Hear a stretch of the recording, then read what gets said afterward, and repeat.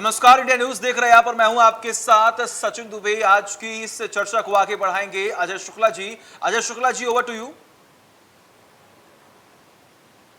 आप देख रहे हैं इंडिया न्यूज पंजाब हिमाचल। मैं अजय शुक्ल ट्राई सिटी डिबेट में आपका स्वागत करता हूं। आज का मुद्दा है पंचकुला में स्पीकर ज्ञानचंद गुप्ता की नहीं सुनते अफसर।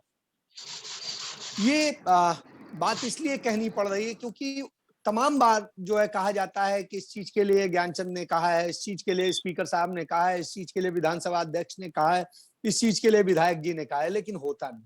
अभी हाल के दिनों में मेडिकल कॉलेज जो है वो चूंकि जरूरी है इलाके के लिए और उसके लिए झुग्गियां हटनी थी, लेकिन हटी नहीं। साफ हिदायत के बावजूद अफसरों ने उनकी कोई नहीं सुनी, जबकि ये झुग्गियां जो हैं पूरी तरह से अवैध हैं। इसके लिए कोई अभी नहीं जरूरत है कि कोर्ट में जाने की जरूरत है या कोई चीज पेंडिंग है। मनसा माता मंदिर के इलाके के पास में ही ये भूमि चिन्हित की गई थी मेडिकल कॉलेज बनाने के लिए, क्योंकि हरियाणा सरकार ने एक फैसला लिया था कि हर जिले में हम मेडिकल कॉलेज बनाएंगे, तो उसी तहत ये था। अब उसके लिए मुख्यमंत्री और ज्ञानचंद गुप्ता ने दोनों ने एक साथ घोषणा की थी और ये जो भूमि है कुछ हुडा की भूमि है और कुछ नगर निगम की भूमि है और इन दोनों को इसमें पूरी तरीके से साफ करके उसके लिए सुपुर्द करना था, लेकिन ना तो ये हो सका, ना ही दूसरे कामों को लेकर के भी इसी तरह से स्थिति है। और इनका हाल ये है कि बार बार जो है एमएलए हैं इलाके के ज्ञानचंद गुप्ता जो स्पीकर भी हैं राज्य के, वो तमाम दावे करते रहते हैं कि नहीं हम ये करा रहे हैं, हम वो करा रहे हैं, लेकिन पंचकुला में स्थिति सुधरने का नाम नहीं ले रहे। इससे तो यही लगता है कि ज्ञानचंद गुप्ता जो कहें मतलब वो होगा ही नहीं। तो ये हाल है। तो इस हाल पे ही चर्चा के लिए हम लोग बैठे हैं, क्योंकि तमाम सारी समस्याओं से इस समय पंचकुला जूझ रहा है और ट्राई सिटी जो आज एक मेट्रो में तब्दील हो चुका है, बहुत ज्यादा इंपॉर्टेंट है पंचकुला। पंचकुला एक बहुत अच्छा रिहायशी इलाका भी है और चीजें हैं, लोगों के लिए माहौल भी अच्छा। इसीलिए तमाम सारे हरियाणा के लोगों ने, पंजाब के भी और चंडीगढ़ के भी लोगों ने अपने घर जो है पंचकुला में बनाए हैं। अब जब ये स्थिति होगी कि इलाके का के विधायक की नहीं सुनी जाएगी, जो कि विधानसभा अध्यक्ष है, आप सोचिए तब क्या होगा। मुख्यमंत्री भी साथ में बोल रहे हैं। तो इस हालात पर चर्चा के लिए हम आपके साथ में आए हैं।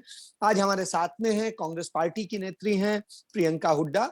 प्रियंका जो है काफी सक्रिय रहती हैं और जन सरोकार के मुद्दे में सदैव सजग रहती हैं। मेरे साथ में एसके नैयर साहब हैं जो पंचकुला सिटीजन वेलफेयर एसोसिएशन के प्रधान हैं। तो वो चूंकि जनता की समस्याओं को और उससे रूबरू होते रहते हैं और सारी चीजें देखते हैं और सवाल उठाते हैं। हमारे साथ में वरिष्ठ पत्रकार हैं विपिन गर्ग।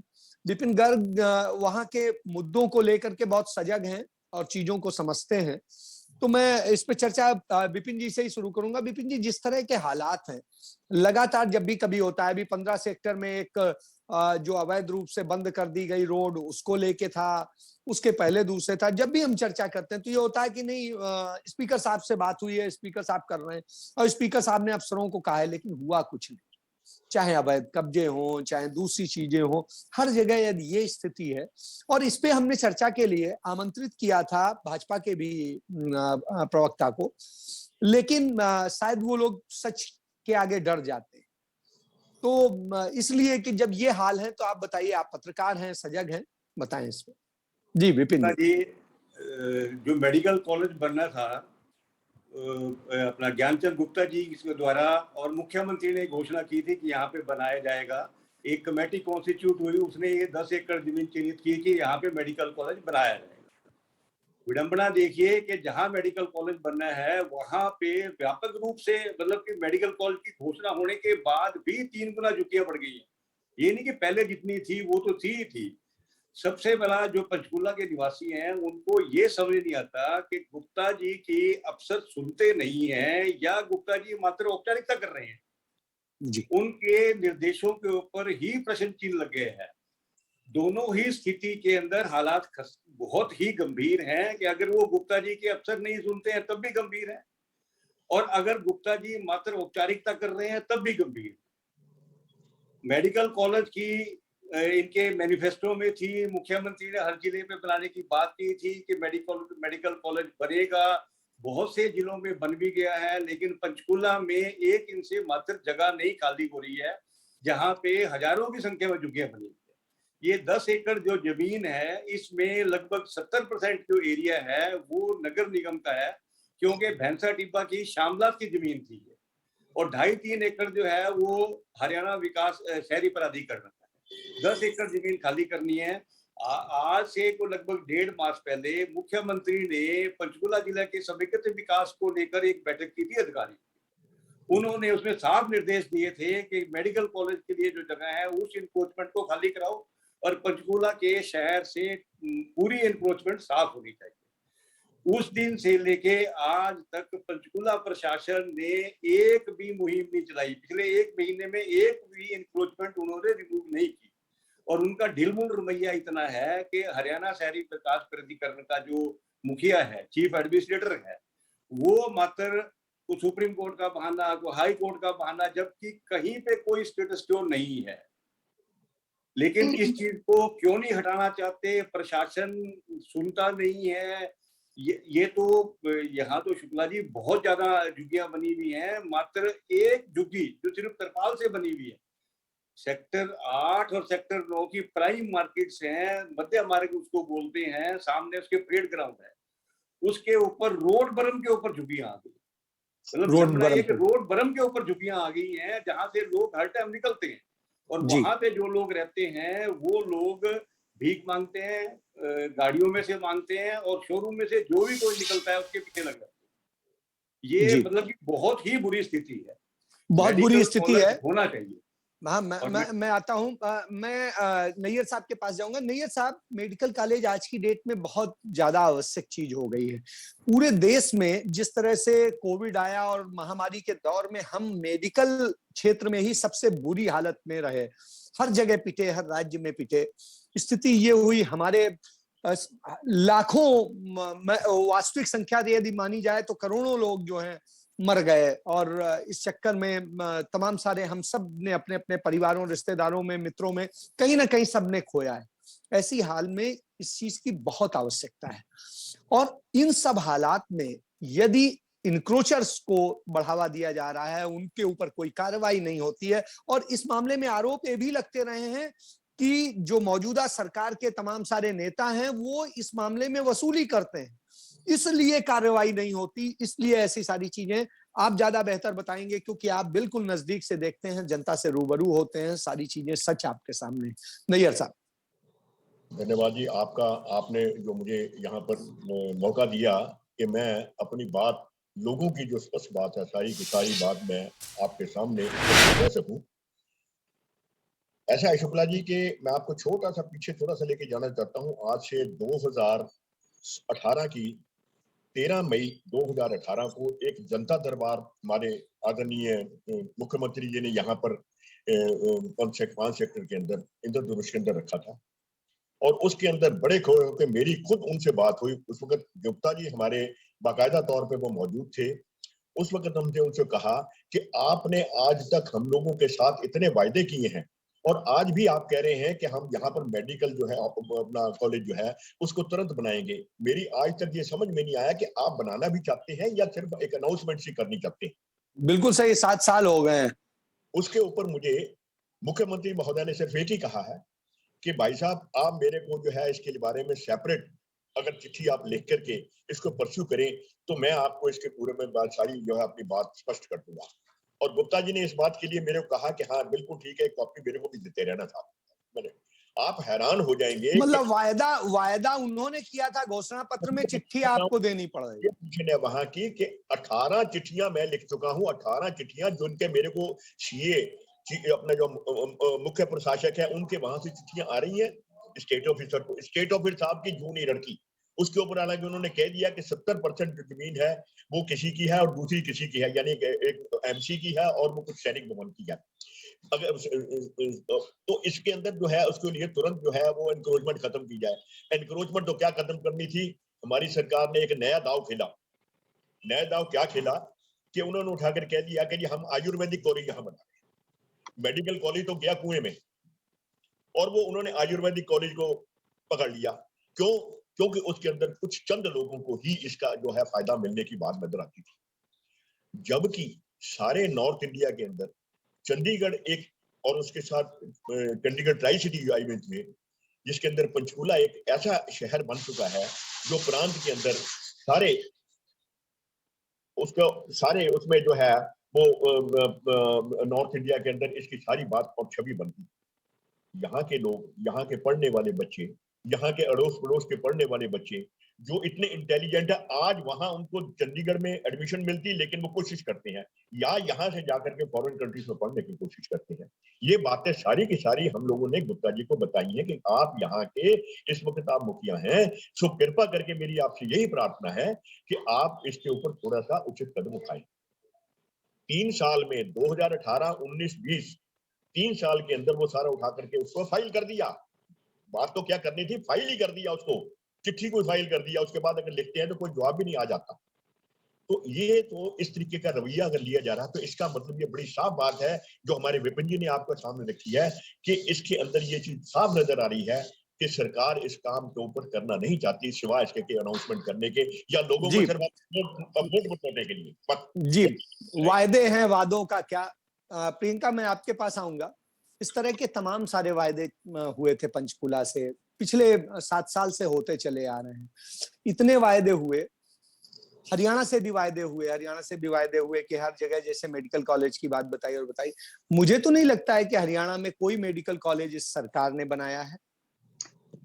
अगर आप हरियाणा की मेडिकल कंडीशन देखोगे, आपने कोरोना काल में देखा, पंचकुला आप पूरे हरियाणा में लगा लीजिए, Panchkula is the best place जो हम कहते हैं जहाँ पर सारी फैसिलिटीज है। मगर अगर आप पंचकुला की हाल देखें तो सेक्टर 6 का हॉस्पिटल था हमारे पास जिसपे हम रिलाय कर सकते थे। कोरोना काल में सेक्टर 6 में जो वहां की डॉक्टर्स हैं वो खुद कहते थे हमारे पास बेड नहीं है, हमारे पास फैसिलिटीज नहीं है, हमारे पास ऑक्सीजन नहीं है, ये नहीं है। वो पेशेंट्स को, जो बेचारे गरीब तबके का पेशेंट है जो जा रहा है कि भाई उसको जो मूलभूत सुविधाएं मिले, जो इन्होंने अपने मैनिफेस्टोज में भी डाला था कि भाई हम इतने 1000 मेडिकल कॉलेज पूरे देश में बनवा देंगे और उसमें से इतना हिस्सा हरियाणा के पास आएगा। आप वाली बात है कि एक भी मेडिकल कॉलेज तो आया नहीं। जो बेसिक मेडिकल कॉलेजेस पहले थे उनकी भी कोई खास अपग्रेडेशन नहीं हुई। वो हमने कोरोना काल में देख लिया कि द मेडिकल सिस्टम है फेल्ड। अब जो ये विकास की बात कर रहे हैं, जो ये वादे कर रहे हैं, सब किताबी है। धरातल पे आप देखोगे कुछ नहीं है। ज्ञानचंद गुप्ता जी जो है, जो हमारे माननीय स्पीकर साहब हैं, वो एक ऐसी पोस्ट पे है कि उन्हें वो पूरे हमारे Haryana speaker haves to be a non political person, but वो हर जगह, मतलब आप ये लगा लीजिए छोटे छोटे उद्घाटनों में जाके उद्घाटन आपके कर रहे हैं। जो उनकी बेसिक, उनकी जो उनका दायित्व बनता है पंचकुला की तरफ, नई इन्वेस्टमेंट लाना, नई इंडस्ट्री लाना, नए कॉलेजेस, स्कूल कॉलेज। हमारे पंचकुला में कितने स्कूल कॉलेज हैं जो आपके ऐसे चंडीगढ़ की कंपैरिजन में बच्चों को कॉलेज के लिए, अच्छे कॉलेज के लिए, एक सेक्टर 14 का, एक सेक्टर 1 का है, चंडीगढ़ भागना पड़ता है। Same goes for medical college. जैसे नैयर अंकल ने बताया, आयुर्वेदिक कॉलेज की बात कर रहे हैं, जहां खोलना चाहिए यहाँ पर एक मेडिकल कॉलेज की जरूरत है, बात कर रहे हैं आयुर्वेदिक कॉलेज की। कुछ ही घरानों को, कुछ ही लोगों को फायदा देने के लिए ये हर अपनी मुमकिन प्रयास करते हैं। ऐसा तो है नहीं कि प्रशासन इनकी सुनता नहीं होगा। 7 साल हो गए इनको सरकार में बैठे हुए, क्या आज तक इन्हें प्रशासन को चलाना नहीं आया? अगर आज भी प्रशासन इनकी नहीं सुनता तो इन्हें मेरे हिसाब से तो हाथ जोड़ लेने चाहिए और जनता के साथ ये धोखाधड़ी, और नुकसान किसका हो रहा है? जनता का नुकसान हो रहा है। वो अपनी सीट को छोड़ देना चाहिए। अगर ये नहीं छोड़ सकते। प्रियंका, जो गायें मर गई थी उनका कुछ पता चला कि जो गायें मर गई थी उसमें गौशाला में? मतलब ये जो मनसा देवी गौशाला है, मतलब अगले दिन आता है कि आपकी 100 गायें मर गई हैं। वैसे ये कहते हैं गौ पूजा सबसे बड़ी चीज है। उसका कोई इन्होंने रिस्पॉन्सिबल स्टेटमेंट दिया ही नहीं कि भाई क्या हुआ। अब ये क्या करते हैं, जो खाना लेके जाते हैं उसकी चेकिंग करते हैं। मगर आप खुद बताइए, अगर किसी के पास लॉजिक है तो, दिमाग से है, तो क्या गाय ऐसे ही मर सकती है 100 की 100 एक साथ? I don't know what that was, but मुझे तो लगता है कि वो बहुत बड़ी, मतलब कोई साजिश या कुछ रहा होगा और उसके अंदर एक इन्वेस्टिगेशन होनी चाहिए। गौ सेवा की ये बात करते हैं, अगर आज आप सेक्टरों की हालत नहीं, देखोगे, मैंने इसलिए पूछा क्योंकि उसमें भी इन्होंने वायदा किया था, वहां मौके पे पहुंच के ऑन कैमरा किया था कि हम सब इसमें ऐसे करेंगे, ये जांच होगी, ये होगा। तो मैं वही वही कह रहा हूं कि वायदे हैं, वायदे तो बहुत सारे किए, उन्हीं में वायदों में भी एक शामिल था, इसी तरह और भी बहुत सारी चीजें हैं। आप डेवलपमेंट की बात देखो ना, आप आज पंचकुला की हालत देखो, हर जगह कूड़ा है, सड़कों पे कूड़ा है, मतलब ये टाइल्स लगवा रहे हैं, दीवार पेंट करा रहे हैं, बेसिक एमिनिटीज तो दो हमें, लाइट नहीं है आपकी प्रॉपर, आपकी स्ट्रीट लाइट्स नहीं चलती, आपके जो कूड़ा है, सैनिटेशन है, वर्स्ट कंडीशन। बारिश हो रही है पंचकुला के 8 सेक्टर, जो 9 सेक्टर है, यहाँ पर देखो सड़कों पे पानी खड़ा है, गाड़ियों में पानी घुस रहा है, घरों में हम चिट्ठियां लिख के दे रहे हैं कि प्लीज हमारे यहाँ से पानी ठीक कराओ या फिर ये कूड़ा कराओ। गोपाल स्वीट्स के पीछे की जो गली है, मतलब इट्स अ मिजरेबल कंडीशन। इतना बुरा हाल तो मैंने चलिए नहीं देखा एक पंचकुला का। बिल्कुल बदतर हालात हैं और बदतर हालात में आज पंचकुला वासी रह रहे हैं। मैं जाऊंगा गर्ग साहब के पास में। गर्ग साहब, जिस तरह की प्रियंका ने बताई, नैयर साहब ने बताया, निश्चित रूप से चलिए मैं प्रियंका को मान लेता हूं पॉलिटिकल हैं, नैयर साहब तो बिल्कुल नॉर्मल व्यक्ति हैं और जनता के लिए बिल्कुल सजग रहते हैं, लड़ते रहते हैं। तो आप ये देखिए, और आप एक पत्रकार हैं, आप उस दृष्टिकोण से पंचकुला में मैं अभी इसी चैनल पे ही चर्चा कर चुका हूं कि जो इंडस्ट्रियल एरिया की जो हालत है, कि आप इंडस्ट्रियल एरिया में जाइए तो पहले आप इसका हड्डी का बीमा करा लीजिए, नहीं तो हड्डी टूटना तय है। इसी तरीके से और बहुत सारी जगह बहुत सारी समस्याएं।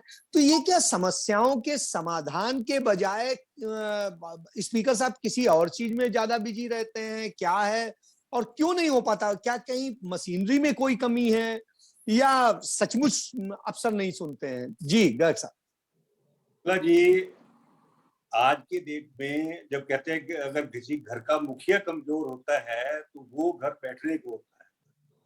आज की डेट में हमारे प्रदेश की ब्यूरोक्रेसी अफसरशाही इतनी दबंग हो चुकी है, आपने देखा होगा कि नंबर 2 पे जो गृह मंत्री हैं, 4 महकमे संभाल रहे हैं अनिल जी, उन्होंने ऑन रिकॉर्ड पब्लिकली ये कहा था कि कुछ अफसर मेरे काम को रोक रहे हैं मुख्यमंत्री को खुश करने के लिए। जब अफसर एक गृह मंत्री के जो 2 नंबर हैं उसको काम को रोक सकते हैं, तो आम जनता और गुप्ता जी तो किसी कड़ी में है ही नहीं। सबसे बड़ी समस्या ये है कि गुप्ता जी की ब्यूरोक्रेसी सुनती नहीं है और गुप्ता जी के कहे पे जो अफसर लगते हैं उनको या तो गुप्ता जी कह नहीं सकते। अब ये जो एनक्रोचमेंट है, अगर आप इसको इन्वेस्टिगेट करेंगे, जितनी एनक्रोचमेंट है उसके पीछे कोई ना कोई पार्षद है, भाजपा का पदाधिकारी है या कोई ना कोई ऐसा प्रभावशाली व्यक्ति है जिसकी वजह से उसके खिलाफ एक्शन नहीं लिया जा सकता। अब आपको पता है कि जब कोई प्रभावशाली व्यक्ति या पॉलिटिशियंस अधिकारियों को इन्फ्लुएंस करता है एक्शन ना लेने के लिए, तो अधिकारी भी दबंग हो जाते हैं, फिर वो भी खुला अपना लगाना शुरू कर देते हैं। नंबर 2, मैं ये कहना चाहूंगा कि इस समस्या के लिए केवल वर्तमान जो है वो तो जिम्मेवार है ही है, लेकिन विपक्ष भी उतना ही जिम्मेवार है।